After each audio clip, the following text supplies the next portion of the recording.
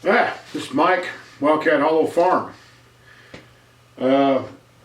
Before I get started, 15 days. 15 days until Petra is here. Or in the U.S., not actually on the farm, but in the U.S. Today's going to be a deep philosophical type video. Emphasize the deep and not so much on the philosophical. It's about wells and various parts and requirements that are needed to get the water out of the well and to your house or to wherever you want it to go. I'm going to start out with the well pump, which is basically the lowest object in the well, and we'll work up from there. Now, to show you how big it is, this thing is the well pump. Okay, this one in particular is a Red Lion, 1 horsepower, 2-wire, 230 volt pump. They're not cheap. This was just a little over $400. Okay, when you get a 2-wire pump, it has 3 wires. Okay, 2 of them's power, 1 of them ground. They call it a 2-wire because you're only power on 2, and you don't need a controller with this kind of pump. If you get one that's called a 3-wire, it actually has 4 wires, your three power wires and your ground. You're required to have a control box with it. I opted to go with one without a control box, and my recommendation is get the best one that you can afford. This one will do 22 gallons a minute at optimum performance. At the depth that we'll be at is 95 feet. It'll do about 16 gallons per minute there. But get the best one of these that you can afford. And something else, I'm going to have to move into the camera here so you can see it.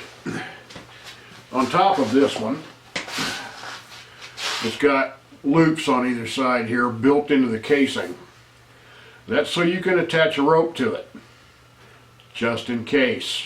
So if you ever do your own well, make sure you get one that's got the rope hooks so you can never lose your well pump down the well. There are 2 types, actually 3 types of well pipe that you can put in. You can put in the old style iron pipe, you can put in Schedule 80 drop pipe, or you can use the new ABS drop pipe. The ABS is by far the cheapest and requires the least amount of work. However, it doesn't function real well for very deep wells. If you have to go more than about 130, 140 feet, you would want to go to the Schedule 80 drop pipe. Anything deeper than about 250 feet, you want to put the old-fashioned iron pipe in it. One of the things that for the ABS, which is what we'll be using, or I will be using, is the connections and the fittings, and this applies to the other types as well. Is all of your metal fittings need to be lead free, preferably either stainless steel, brass, or bronze. This is a stainless steel coupling piece that will go from the well pump to the ABS plastic. This is bronze. Again, like I said with the pump, get the best ones you can afford. This single fitting was $29. There's 2 of them, one on either end of the pipe. This is the ABS drop pipe. This is 1 inch, and this is actually a 100-foot roll. Okay, this stuff is really tough. It's good up to about 140 pounds PSI, which you will never need out of your well. Most wells either are 30-50 or 40-60, depending on how your pressure tank setup is. It's cheaper than the other methods, but it's kind of a pain in the butt because it's done in one piece and you have to be able to feed it down the well. This roll of 100 foot was about 60 bucks, which is by far the cheapest component in the whole entire well system so far. But this stuff is really, really tough. I tried cutting a piece off with a knife and couldn't do it. I had to use a hacksaw. So that should tell you something. This is one of the more expensive components. This is well wire. This is a 120-foot roll. It is specifically designed to be water resistant and durable.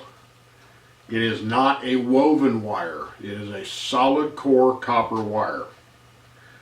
This is another one of those components that you want to spend as much money as you possibly can on to get the good ones. Don't get aluminum crap. Don't get braided wire. Don't get woven wire. Get solid core wire. This is a 3-wire twist, black, red, and green, which is your power, your negative, and your ground. And this 120-foot roll was $212. This funky little device here, it kind of looks like a broken toilet plunger. This goes about 6 feet over the top of the pump on the power line, or on the water line. What this is a torque isolator. When you put it on, you put it and you expand it out so it hits the sides of the well casing. And what that does is it creates friction, and when your pump starts and wants to twist, this stops it from twisting. Okay, if you don't put a torque isolator on there, 2 things will happen, or 2 things could happen. You'll either bind up your wiring and eventually break it because it's twisting, or the torque will actually undo all of the fittings that you put together. And go back to section number 1, well pump with a rope hook. If you undo your fittings, you can potentially drop your well pump to the bottom of your well, which I guarantee would break the wiring because that well pump weighs 40 pounds. But this is a torque isolator, and that's what those are for. Right between the torque isolator and the top of the pump, you have a wire junction you have to put in. You have the wire coming from the pump, and you have your drop wire. Okay, in order to make that waterproof, there are specific ways to do it. They sell kits that come with metal connectors and sections of shrink tubing. You connect your wires together with the metal connectors, you put the shrink tubing over it, you heat the shrink tubing and it shrinks down. But this is a special kind of shrink tubing, and it's got a contact heat glue on the inside of it, and it helps seal it. However, they're not always 100%. So in addition to the shrink tubing and the connection, you put a waterproof foam type tape over the top of it, and then over that you put black electrical tape, and that'll create a good seal so you don't have any water leakage into your power lines, and no shorts, which is the important part. No shorting. At the top of your well, at the top of the well casing, you need to have a cap. There's a couple of different kinds of caps. One is the one I'm going to show you that we're using. The other one is what they call a pitless adapter. The pipe does not actually come out the top, it goes out the side of the pipe underground. The only thing that comes out the top is your wiring, and there's a little drop tube for that, and then it runs that underground as well. This one is not a pitless adapter. Okay, this little machine piece of rubber and plastic was $75. Your main drop pipe goes through the centerpiece. Your electrical goes through this upper hole here. Your electrical and your rope, that is, go through this upper hole. And then the other one, where the white cap is at, is for a vent. Okay, this is how you keep junk out of your well, how you keep from getting dust in it and dirt in it and bugs. It is essential to have one that fits the appropriate size well, and all of your fittings in here need to be tight and specifically dust and watertight to keep the junk out.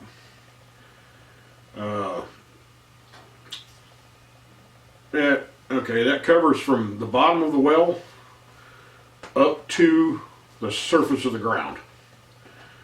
Now we'll go a little bit past that and get into the pressure tank and the various parts on it. No, this is not R2D2. This is a Waterworks 20-gallon pressure tank. This is how you get the pressure in your house. Yep, my video's messing up again.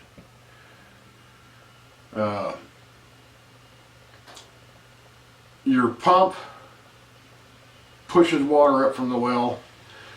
It goes through the piping and it hits this. Inside of this is a pressurized rubber bladder that's got air in it. And that's how you get the pressure into the house. The air pushes back against the water, pushes it into the house. This thing's heavy, I gotta sit it down. There's a lot of components that go to the pressure tank, and some of them are safety requirements that I wouldn't recommend shirking on. As with other metal components, it either needs to be stainless steel, brass, or bronze, lead free. And let me get the box of components that get attached to this. I've got a box of components here that go for your pressure system. This piece here is called a tank T. This hooks to the bottom of your pressure tank that's sitting right here. And this gets components attached to it. Components attached here. Water in, water out. Okay, one of your primary components that gets attached to it is a safety release valve. Okay, this valve will allow itself to open up when it reaches a specific pressure, so it doesn't pressurize things and blow up your pressure tank, because that would be bad. You have a standard spigot valve that you install on it to allow for draining of the tank. You have a pressure gauge which shows you what the pressure is in the water line and in the tank. And then you have the important part. This little device right here. This is your pressure switch. Okay, this piece controls whether your pump turns on or turns off depending on the pressure in the line. Okay, this one is specifically a 40-60. Okay, what that means is when the pressure in the line drops to 40 psi, the switch tells the pump to turn on. When the pressure in the line reaches 60 psi, the switch tells the pump to turn off. This is your controller. And it doesn't look like much on the inside. It is basically a pressure sensitive switch and wire connections. And that's about it. Okay. Your pressure is adjustable by these switches, your cut off and your turn on. Those are specifically so you can set the pressure at the accuracy that you want it. Of course, when you're connecting electrical together, it needs to be set up right and out of water, etc., etc. Ideally, this would have conduit pipe with wire coming out of it on either side. All of those pieces go into the tank T. The power from the pump connects to one side, or let me start this over here. The line from the pump connects to one side of the pressure switch.